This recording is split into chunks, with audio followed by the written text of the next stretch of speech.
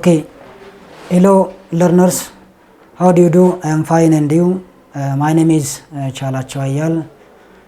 Today we are going to discuss grade 12 biology starting from unit 1, and we will mainly focus on the application of biology, how it can be applied in the real world life. Therefore, the contents which we will cover in this session are the application of biology and also the application of biology in conservation of natural resource. Now let's start, which is the application of biology. As you know, in lower grades you have learned that biology helps us to understand every living organisms. As you have learned in lower grades, biology studies about living organisms, all the general aspects of living organisms. Therefore, it helps us to know about every living organism, starting from microorganisms, starting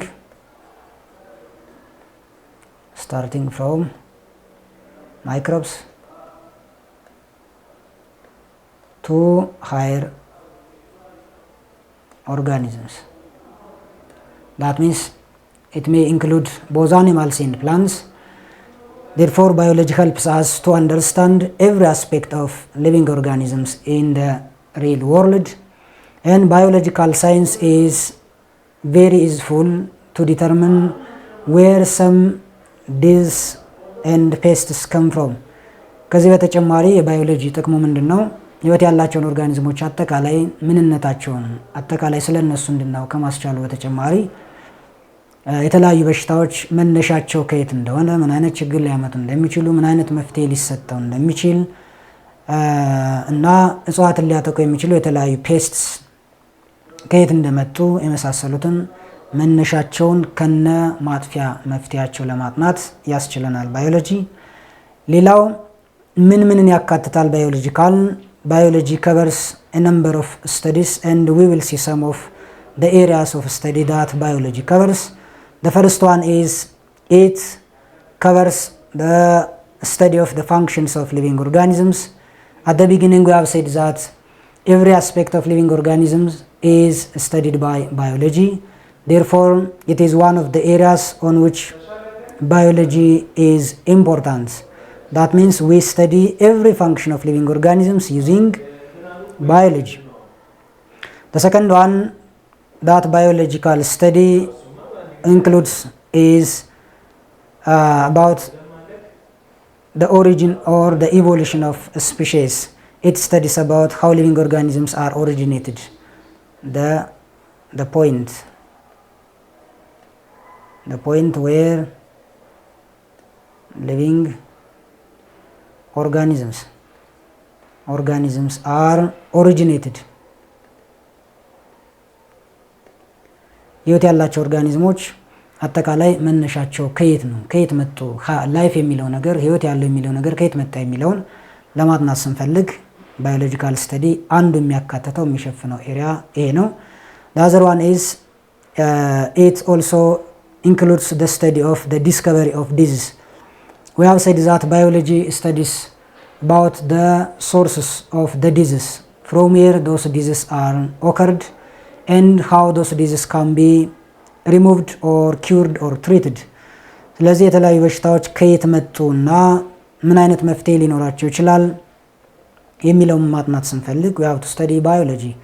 Therefore, one of the areas that biology studies is about the discovery of disease, from where the diseases are originated. The other one is biology also includes a number of practical applications, which includes እንግዲህ ባዮሎጂ ስንል ተግባራዊ የሆኑ በየቀኑ ልናከናውናቸው የምንችላቸው ድርጊቶችን ሊያካትት ይችላል ወይም ያካትታል ነው። ከነዚህ መካከል regular hand washing is one of the activities which is applied practically in our day-to-day activity. Why we wash our hands is it is obvious. In order to protect ourselves from a number of diseases, we have to keep our personal hygiene. One of the means by which we keep our personal hygiene is washing hands to avoid microorganisms from our body. The other one is domestication of animals. We can domesticate different animals to obtain a number of benefits from them የተለያዩ እንስሳትን ዶሜስቲኬት ልናደርግ ወይም ልናላምድ እንችላለን። ስለዚህ ይሄኛው አንዱ ፕራክቲካል አክቲቪቲ ከምንለው መካከል ወይም ደግሞ በተግባር ከምንሰራቸው ባዮሎጂካል ተግባራት መካከል አንዱ ነው ዶሜስቲኬሽን ስንል። ሌላው ትራዲሽናል ፈርመንቴሽን as you have learned it in lower grades, fermentation is one of the mechanisms by which traditional foods can be prepared. Traditional foods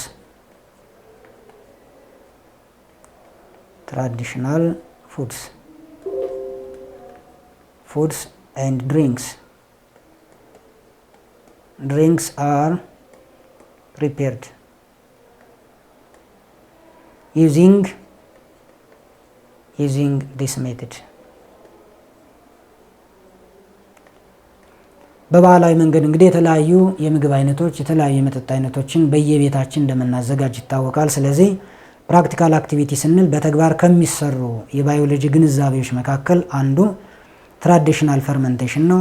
የአልኮል መጠጦች ስንል ለምሳሌ ጠላ ሊሆን ይችላል፣ ጠጅ ሊሆን ይችላል። ሌሎች የመጠጥ አይነቶችን ለማዘጋጀት ሲፈለግ it is the result of traditional fermentation and it is one of the practical activities or applications of biology in our day-to-day life, and it is also involved in taking antibiotics. Taking antibiotics in order to treat a number of diseases is one of the practical applications of biology. የተለያዩ በሽታዎች በሚያጠቁን ሰዓት እነዚህን በሽታዎች ትሪት ለማድረግ ወይም ለማስወገድ ሲባል የግድ መድኃኒቶችን መውሰድ ያስፈልጋል። እነዚህ መድኃኒቶች ደግሞ በባለሙያ በሚታዘዙበት ሰዓት ሳይንሳዊ መንገድን በተከተለ መልኩ ስለሆነ ይህንን ሳይንሳዊ መንገድ ማግኘት የሚቻለው ደግሞ ባዮሎጂን በተግባር በምንተገብርበት ሰዓት ነው። ይህን መድኃኒት በዚህን ሰዓት በዚህ መጠን መወሰድ አለበት ሲባል የባዮሎጂን ግንዛቤ የሚጠይቅ ነው ማለት ነው። therefore it is the other practical application of biology. The next point which we will focus on is the application of biology in conservation of natural resource. In this part we will see 2 points which are conservation and natural resource.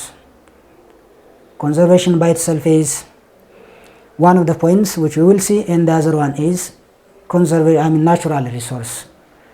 We will see what each term mean. First let's see what natural resources are. Natural resources are the resource as their name indicates which are gifted or obtained from nature. የተፈጥሮ ሀብት የምንላቸው እንግዲህ በተፈጥሮ ያገኘናቸው ተፈጥሮ የለገሰን የተለያዩ የተፈጥሮ ሀብቶች ናቸው። በአካባቢያችን የምናገኛቸው ሀብቶችን የሚያካትት ነው። አጠቃላይ ጀነራሊ those resources are termed as natural resource. Why they are said to be natural is because they are gifted by nature. They are gifted by nature. ተፈጥሮ የለገሰን ሀብቶች ናቸው እንጂ ማንም የለገሰን ወይም ማንም ሌላ አካል የሰጠን ስላልሆነ they are said to be natural resource. And what it includes, እነማንን ያካትታል? ናቹራል ሪሶርስ ስንል ደግሞ እነማንን ያካትታል? It includes the soil. Soil is one of the natural resource. The second one is the water which we use for a number of activities in our day-to-day activity. The other one is the air by itself. Air is the other natural resource. Let me write the plants here. Air, plants are the other natural resource. Animals are also considered as natural resource because natural resource includes both living and non-living components of an environment or an ecosystem. Energy is also the other natural resource which we obtain in nature. Now let's see the second term, which is conservation. Conservation can be defined as the wise use and management or maintenance of natural resource. Conservation can be defined as not only wise use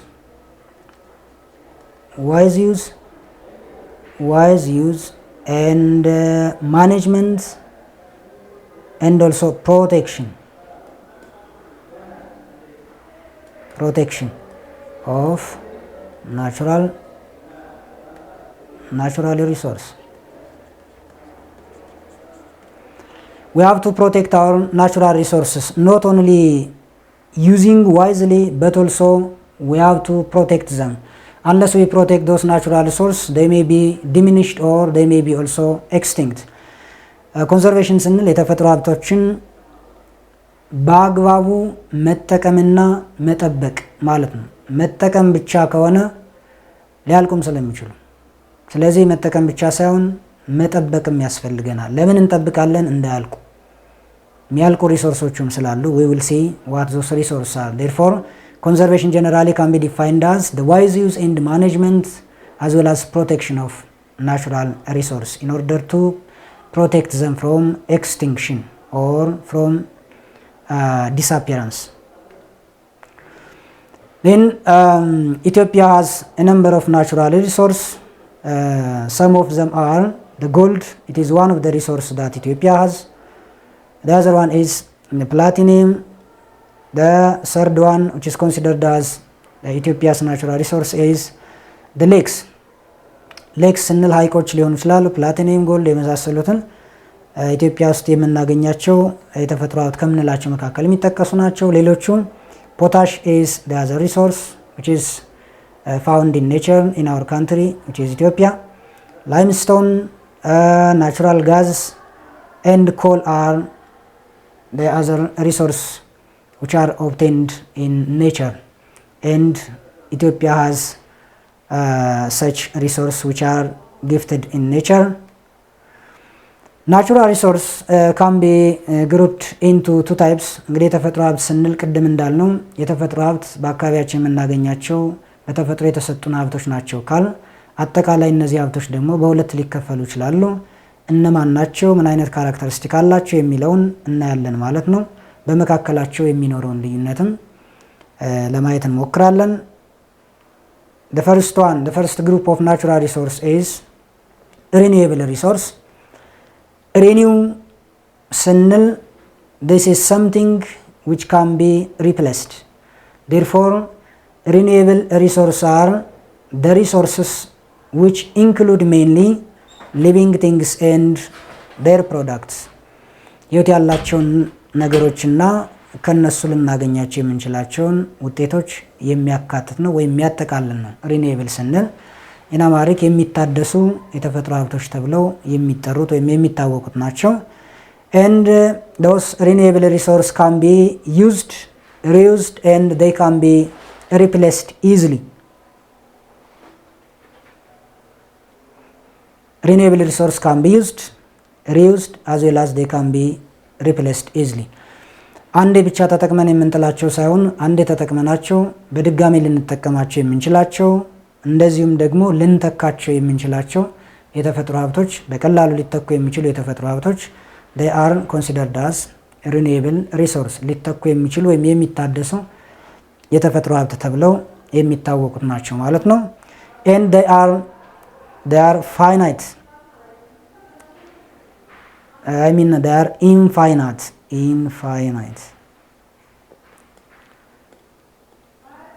ለብዙ ዘመናት የምንጠቀማቸው በአጭር ጊዜ ሊያልቁ የሚችሉ አይደሉም። ተቀጣይነት ያላቸው ናቸው። ያ ሲባል ግን ቀጣይነት ስላላቸው ተብሎ ያለ አግባብ መጠቀም አስፈላጊ እንዳልሆነ ግን ከግምት ውስጥ ማስገባት ያስፈልጋል። Now let's see what those renewable resources are. እነማንን ያካትታል renewable ስንል የሚለውን ደግሞ እንደሚከተለው እናያለን። የመጀመሪያው croplands. We have said that renewable resources include living organisms and their products. Therefore, croplands are one of those living organisms. renewable የምንላቸው ህይወት ያላቸውን ነገሮችና ከነሱ ልናገኛቸው የምንችላቸውን ውጤቶች የሚያካትት ነው የሚያጠቃልል ነው ካል croplands ስንል ደግሞ ለምግብነት የምንጠቀማቸውን የሰብል አይነቶች የሚያካትት ነው። they are living organisms. Therefore, they are considered as renewable resource. ሌላው trees ስንል those are also plants which can be used for a number of activities. ለተለያየ ዓላማ የምንጠቀማቸው የእጽዋት አይነቶች ናቸው። ስለዚህ trees are also considered as renewable natural resource. Cattle are also groups of animals that are considered as living organisms and they are renewable.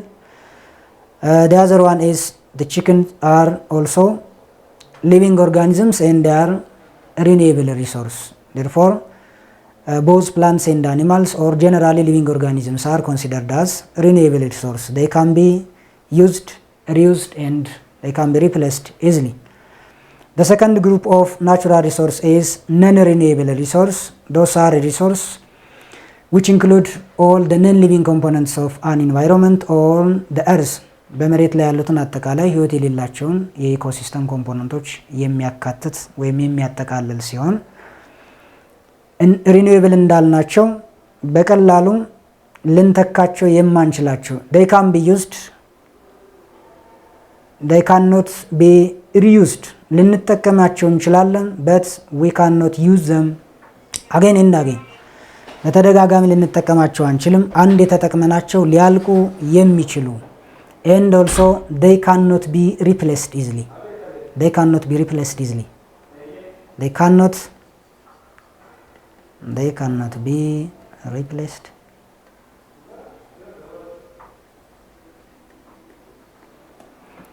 They cannot be replaced easily and also they cannot be reused. በቀላሉ ልንተካቸው የማንችላቸው እንደዚሁም ደግሞ ድጋሜ ልንጠቀማቸው የማንችላቸው የተፈጥሮ ሀብቶች ከሆኑ all those resources are generally considered as non-renewable resource and they are finite. They are finite or their amount is limited. መጠናቸው በጣም ውስን ነው። የተወሰነ ነገር ደግሞ ያላግባብ ከተጠቀምነው ማለቁ ስለማይቀር ስለዚህ not only non-renewable resource but also renewable resource can be used wisely as well as we have to protect them in order to prevent them from destruction or extinction. This is all what I have for today. See you next time.